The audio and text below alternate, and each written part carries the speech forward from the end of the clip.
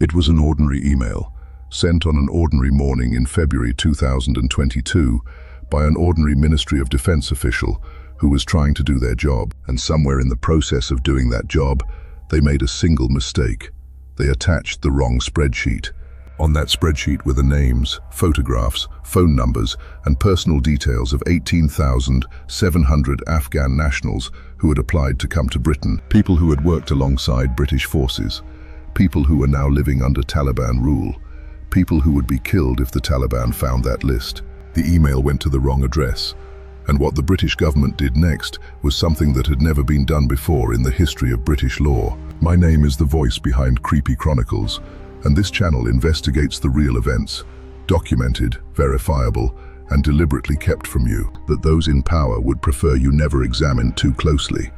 Tonight's investigation is not a historical case. It is not a Cold War story. It happened in the last 3 years.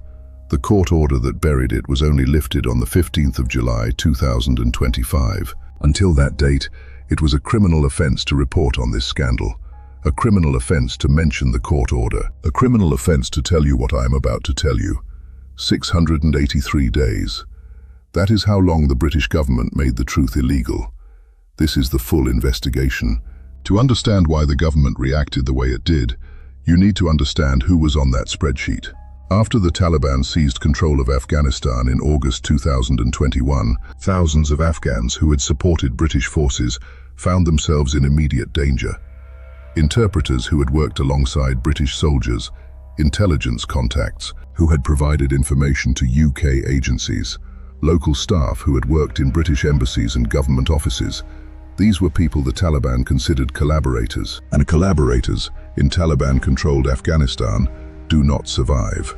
Britain had a scheme called ARAP to help these people apply for resettlement in the UK. In February 2022, a Royal Marine accidentally emailed a spreadsheet containing the details of 18,700 people who had applied through that scheme. People who were, in many cases, already in hiding. People whose safety depended entirely on their identities remaining unknown. The email went to the wrong address.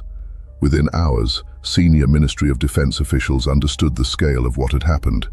They also understood something else. If this became public, the political consequences would be catastrophic. And so began a sequence of decisions that tells you everything about how this government operates when it believes no one is watching.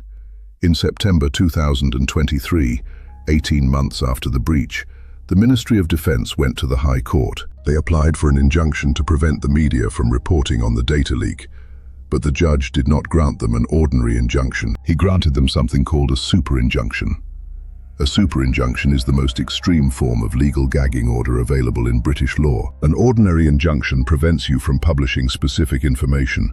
A super-injunction goes further. It prevents you from publishing the information, and it also makes it a criminal offence to reveal that the injunction even exists. In other words, the government did not just hide the scandal, they made it illegal to tell anyone they were hiding something. Super-injunctions, before this case, were famous for one thing. They were used by footballers and celebrities trying to keep their affairs out of the tabloids.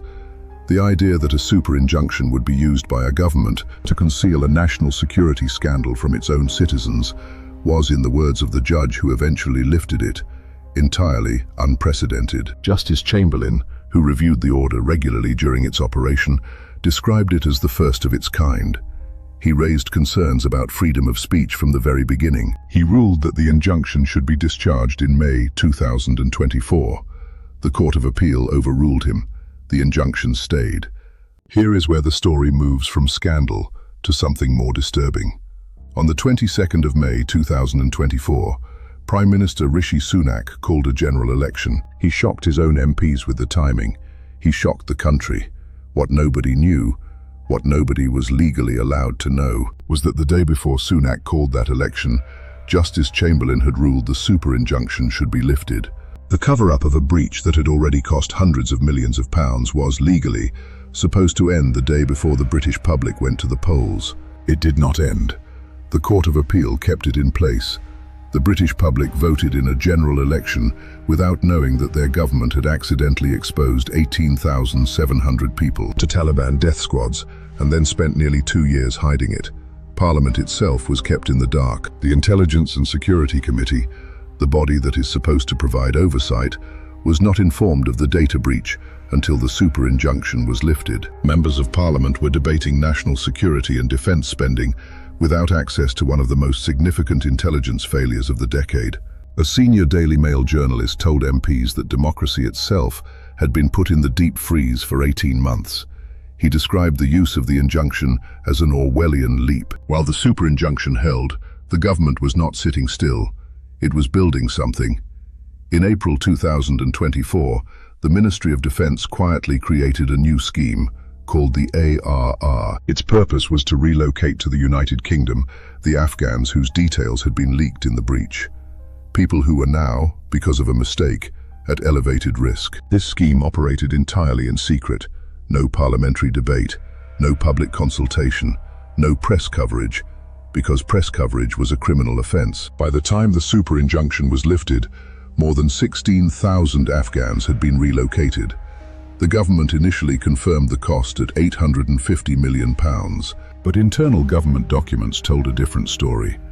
A February 2025 document assessed the total potential cost at up to £7 billion. £7 billion spent in secret, without a single parliamentary vote, without a single public debate, hidden behind a court order that made it a criminal offence to ask where the money was going. On the 15th of July 2025, Justice Chamberlain lifted the super-injunction.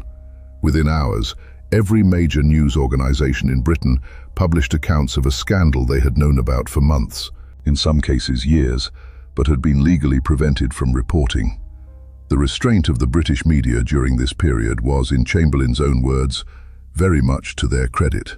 What emerged was the full picture: the original breach, the cover-up, the secret court order, the secret relocation scheme, the general election that was called, while a judge was trying to end the injunction, the £7 billion bill, and the memo from October 2024, in which the Defence Secretary's office spoke of maintaining control of the narrative. That is the language of a government that knows what it has done, knows it cannot defend it, and has made a calculated decision to manage public perception rather than accept public accountability. Sir Ben Wallace told MPs he had asked only for a time-limited order to protect people in immediate danger. He said he had explicitly told officials, "We are not covering up our mistakes." The injunction that followed lasted nearly 2 years. It covered a general election. It kept Parliament in the dark. It cost potentially £7 billion to manage, and the man who applied for it says he did not intend any of that, which raises the question that this investigation cannot answer. If Ben Wallace did not intend a cover-up, who did? Somewhere between a 4-month injunction and 683 days of criminal secrecy, someone made a series of decisions.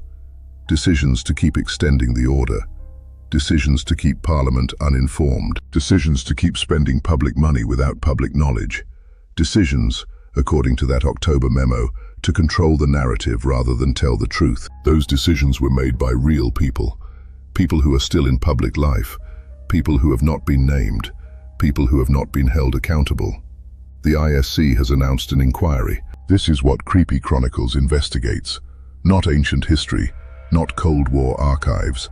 The decisions made last year and the year before by people in power who calculated you did not need to know. The Afghanistan super-injunction was not a rogue action. It was a system that worked exactly as designed, a legal mechanism that allowed a government to hide a catastrophic failure. Every Thursday and every Sunday, a new investigation, real, documented, told without apology. Share this with someone who still believes that when governments hide things, they are always doing it to protect you. Sometimes they are. But 683 days is a long time to protect someone, and £7 billion is a lot of money to spend on a secret.